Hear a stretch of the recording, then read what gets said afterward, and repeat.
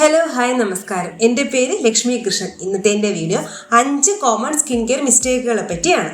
നമ്മുടെ skin care journey തുടങ്ങുമ്പോഴത്തേക്ക് ആദ്യമേ ചെയ്യുന്നത് എന്താണ്? ഒരു DIY ഫേസ് മാസ്ക് മൊത്തിടുകയാണ്. ഒന്നുകിൽ നമ്മുടെ അമ്മമാരോടോ വീട്ടിലുള്ള ആരുടെങ്കിലും ചോദിക്കും, അല്ലെങ്കിൽ യൂട്യൂബിലോ ഇൻ്റർനെറ്റിലോ കയറി തപ്പും.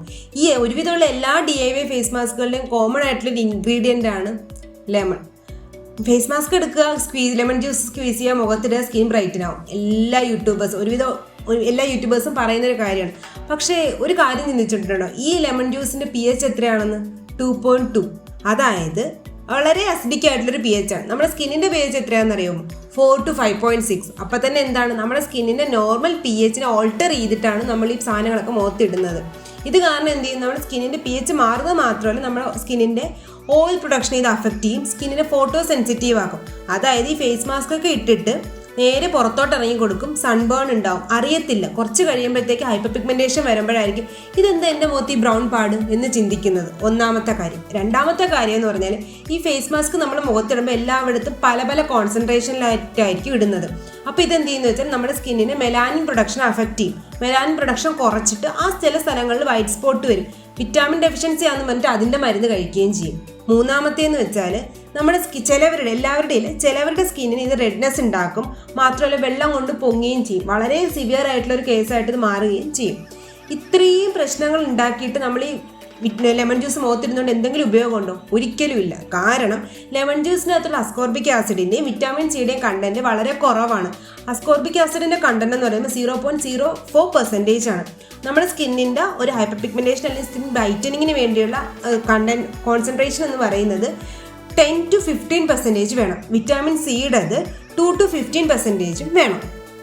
ഇത്രയും കഷ്ടപ്പെട്ട് നമ്മൾ ഈ ലെമൺ ജ്യൂസ് നമ്മുടെ മുഖത്തിടുന്നതുകൊണ്ട് ഒരു ഉപയോഗവും ഉണ്ടാവാൻ പോകുന്നില്ല. ഇതിനേക്കാളും നല്ലത് മാർക്കറ്റിൽ കിട്ടുന്ന നല്ലൊരു വിറ്റാമിൻ സി സിറം ഫേസിൽ യൂസ് ചെയ്യാണ് ചെയ്യേണ്ടത്. നമ്മൾ ഫേസ് മാസ്ക് പറഞ്ഞു. ഇനി അടുത്തത് നമ്മുടെ DIY ആയിട്ട് യൂസ് ചെയ്യുന്ന ഒരു സ്ക്രബിനെ കുറിച്ചാണ്. Coffee scrub. സത്യമാണ്, സ്ക്രബ് നല്ലതാണ്. പക്ഷേ നമ്മൾ ചെയ്യുമ്പോഴല്ല, ഒരു പ്രൊഫഷണൽ നമ്മുടെ മുഖത്ത് ഫിസിക്കൽ സ്ക്രബ് ചെയ്യുന്നത് നല്ലതാണ്. അല്ലാണ്ട് ഒരു സ്ക്രബും നല്ലതല്ല, പ്രത്യേകിച്ചും DIY ഫേസ് സ്ക്രബുകൾ. കാരണം ഈ കോഫി അല്ലെങ്കിൽ ഷുഗർ അല്ലെങ്കിൽ സോൾട്ട് എന്ന് പറയുന്ന സാധനങ്ങൾ നമ്മുടെ ആഹാരത്തിട്ട് കഴിക്കാൻ വേണ്ടിയിട്ടാണ് പൊടിച്ചു വെച്ചിരിക്കുന്നത്. അപ്പോൾ ഈ പൊടിക്കുന്ന ഗ്രാന്യൂൾസ് അത്രത്തോളം റെഗുലർ ആയിരിക്കത്തില്ല. ഇതിൻ്റെ എഡ്ജസ് ഭയങ്കര ഷാർപ്പായിരിക്കും. ഈ ഷാർപ്പ് എഡ്ജസ് കൊണ്ട് നമ്മുടെ മുഖത്ത് നമ്മളിങ്ങോട്ട് വരച്ചാണ്ടല്ലോ മൈക്രോ ബ്ലീഡിങ് ഉണ്ടാവും. പുറത്തുനിന്ന് നോക്കുമ്പോൾ നമുക്ക് ആ ബ്ലീഡിങ് മനസ്സിലാവത്തില്ല. മൈക്രോസ്കോപ്പിക്കലി നോക്കുമ്പോൾ നമുക്ക് ആ ബ്ലീഡിങ് നല്ല എവിഡൻ്റ് ആയിട്ട് മനസ്സിലാവും. അപ്പോൾ ഈ ബ്ലീഡിങ് കാരണം എന്തുണ്ടാവും? ഹൈപ്പർ പിഗ്മെന്റേഷൻ ഉണ്ടാവും. നമ്മുടെ കാര്യം മനസ്സിലാക്കണം, ഇന്ത്യൻ സ്കിൻ ടോൺ എന്ന് പറയുന്നത് നമ്മൾ സ്കിൻ ഓഫ് കളേഴ്സിൽ വരുന്നതാണ്. നമുക്ക് ഹൈപ്പർ പിഗ്മെന്റേഷൻ ഭയങ്കര പെട്ടെന്ന് അഫക്റ്റ് ചെയ്യുന്ന സ്കിന്നാണ് നമ്മുടേത്. അപ്പോൾ ഈ മൈക്രോ ബ്ലീഡിങ് ഒക്കെ ഉണ്ടാക്കിയിട്ട് വെയിലത്തോട്ട് ഇറങ്ങുമ്പോൾ വീണ്ടും ഹൈപ്പർ പിഗ്മെന്റേഷൻ ഉണ്ടാവും. പിന്നെ ബ്രൗൺ കളർ വന്നത് മാറ്റാനായിട്ട് വേറെ ലെമൺ ജ്യൂസ് വീണ്ടും സ്കിന്നിലോട്ട് ഉപയോഗിക്കും. ഇതിനേക്കാളും നല്ലത് ഒരു കെമിക്കൽ എക്സ്ഫോളിയേറ്റ് നമ്മുടെ ഫേസിൽ ഉപയോഗിക്കുന്നതാണ്. ദയവ് ചെയ്ത് ഈ കോഫി സ്ക്രബിൻ്റെ ബ്രൈറ്റനിങ്ങിൻ്റെ പിറക്കെ പോകരുത്. സത്യമാണ്, ഈ സ്ക്രബ് നമ്മുടെ മുഖത്തിടുമ്പോൾ നമുക്ക് ആ സോഫ്റ്റ്നെസ് ഫീൽ ചെയ്യും. കാര്യം എങ്ങനെയാണെന്ന് വെച്ചാൽ, നമ്മുടെ സ്കിന്നിനെ പ്രൊട്ടക്ട് ചെയ്യുന്ന ആ ഒരു സ്കിൻ ബാരിയർ ഇല്ലേ, അത് പോയിട്ടാണ് ഈ സ്മൂത്ത്നെസ് നമ്മുടെ സ്കിന്നിൽ വരുന്നതെന്ന് നമ്മൾ മനസ്സിലാക്കുന്നില്ല. തുടക്കത്തിൽ ആ സ്മൂത്ത്നെസ് ഉണ്ടാവും, പക്ഷെ 2 ആഴ്ച കഴിയുമ്പോഴത്തേക്ക് സ്കിന്നിൽ പിമ്പിൾസ് വരും. അത് ഈ സ്ക്രബ് ഉപയോഗിച്ചിട്ടാണ് ഈ പിമ്പിൾ വന്നത് എന്നുള്ളതും നമുക്ക് മനസ്സിലാവത്തില്ല. കാരണം നമ്മൾ ഈ ഫേസിൽ ഈ ഒരു പ്രഷർ അപ്ലൈ ചെയ്യത്തില്ല സ്ക്രബ് ചെയ്യുമ്പോൾ, ആ പ്രഷർ ഈവൻ ആയിരിക്കത്തില്ല എല്ലായിടത്തും നമ്മൾ കൊടുക്കുന്നത്. ചിലയിടത്ത് പ്രഷർ കൂട്ടും, ചിലയിടത്ത് പ്രഷർ കുറയും. ഈ ഒരു ഏരിയയിൽ നമ്മൾ നല്ല രീതിയിൽ പ്രഷർ കൊടുത്തിട്ടായിരിക്കും സ്ക്രബ് ചെയ്ത് കളയുന്നത്. അപ്പം ഈ സ്ഥലങ്ങളിലൊക്കെ നമുക്ക് പിമ്പിൾസ് വരുന്നതിനുള്ള ചാൻസ് കൂടുതലായിരിക്കും. നമ്മളപ്പോൾ വിചാരിക്കുന്നത് എന്തായിരിക്കും?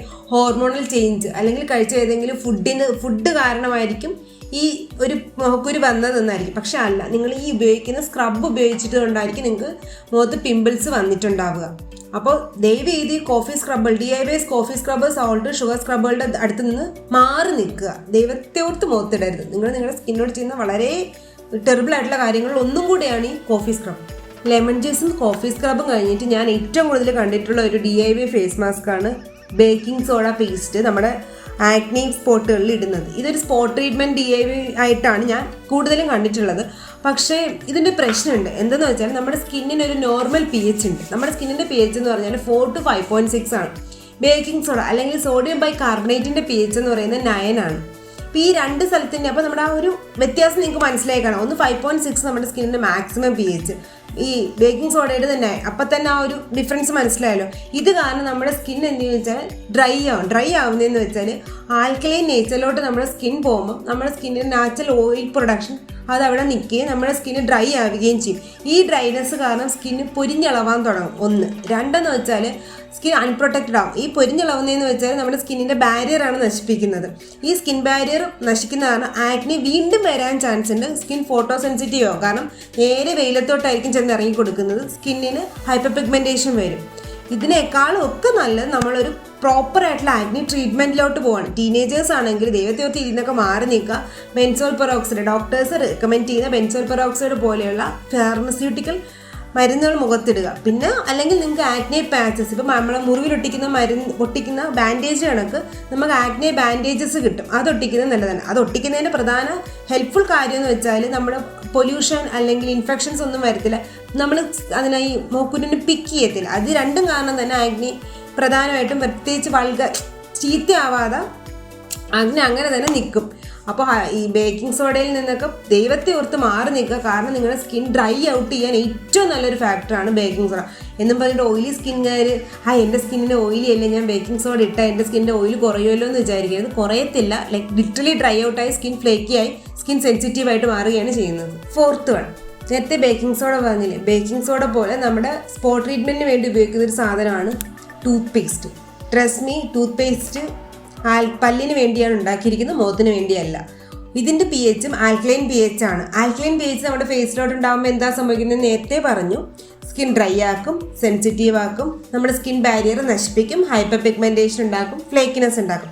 നിങ്ങൾക്ക് മുഖത്ത് മൊഗ്ഗുരു ഉണ്ടെങ്കിൽ ബെൻസോൾ പെറോക്സൈഡ് പോലെയുള്ള ഡോക്ടർ റെക്കമെൻഡ് ചെയ്യുന്ന മരുന്നുകൾ യൂസ് ചെയ്യാം. അല്ലെങ്കിൽ ആക്നെ പാച്ചസ്, അതും ഇപ്പോൾ ഡോക്ടേഴ്സ് പ്രിഫർ ചെയ്യുന്ന ഒരു സാധനമാണ്. ആക്നെ പാച്ചസ് എന്ന് പറയുന്നത് നമ്മുടെ ബാൻഡേജ് പോലെയാണ്, മുറിവിലൊട്ടിക്കുന്ന ബാൻഡേജ് പോലെ ആക്നിക്ക് വേണ്ടിയുള്ള സ്പെഷ്യൽ ടൈപ്പ് ബാൻഡേജ് ആണ്.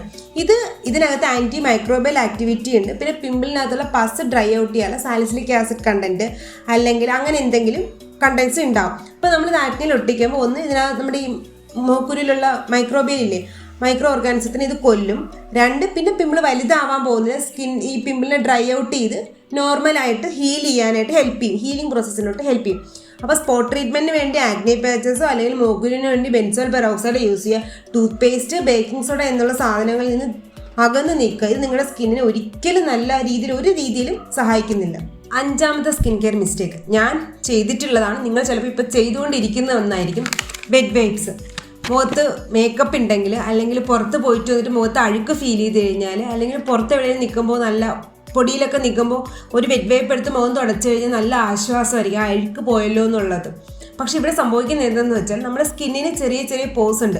മേക്കപ്പ് അല്ലെങ്കിൽ അഴുക്ക് നമ്മൾ റിമൂവ് ചെയ്യാനായിട്ട് വെറ്റ് വൈപ്സ് ഉപയോഗിക്കുമ്പോഴത്തേക്ക് ഈ പോസിനുള്ളിലേക്ക് നമ്മൾ ഈ മേക്കപ്പിനെ അല്ലെങ്കിൽ അഴുക്കിനെ തള്ളി വിടുകയും ആക്നെ ഉണ്ടാക്കുകയും ചെയ്യുന്നു. മാത്രമല്ല ഈ വെറ്റ് വൈപ്സുകളിൽ നമ്മൾ നല്ല ആൽക്കഹോളിക് കണ്ടന്റ് ഉണ്ട്. ഇത് നമ്മുടെ ഓയിലിനെ വലിച്ചെടുത്തിട്ട് സ്കിൻ ഡ്രൈ ആയിട്ട് നിർത്തും. 3ാമത്തെന്ന് വെച്ചാൽ നമ്മുടെ സ്കിന്നിനെ ഉരയ്ക്കുമ്പോഴത്തേക്ക് നമ്മുടെ സ്കിന്നിന് നാച്ചുറൽ ഇലാസ്റ്റിസിറ്റി നഷ്ടപ്പെടും. ഈ സ്കിൻ തൂങ്ങിത്തുടങ്ങാനും പ്രിമച്ചർ ഏജിങ്, റിങ്കിൾസ് തുടങ്ങിയ വസ്തുക്കൾ മുഖത്ത് വരാനുള്ള ചാൻസ് ഉണ്ട്. വെറ്റ് വൈപ്സിനേക്കാളും നല്ലത് ഓയിൽ ക്ലെൻസിങ് ആണ്. നമ്മൾ മേക്കപ്പ് ഇട്ട് കഴിഞ്ഞാൽ ഓയിൽ ക്ലെൻസ് ചെയ്യാം. ഞാൻ കോക്കനട്ട് ഓയിൽ അല്ല പറയുന്നത്, ഓയിൽ ക്ലെൻസിങ്ങിന് സെപ്പറേറ്റ് ഓയിൽസ് ഉണ്ട്.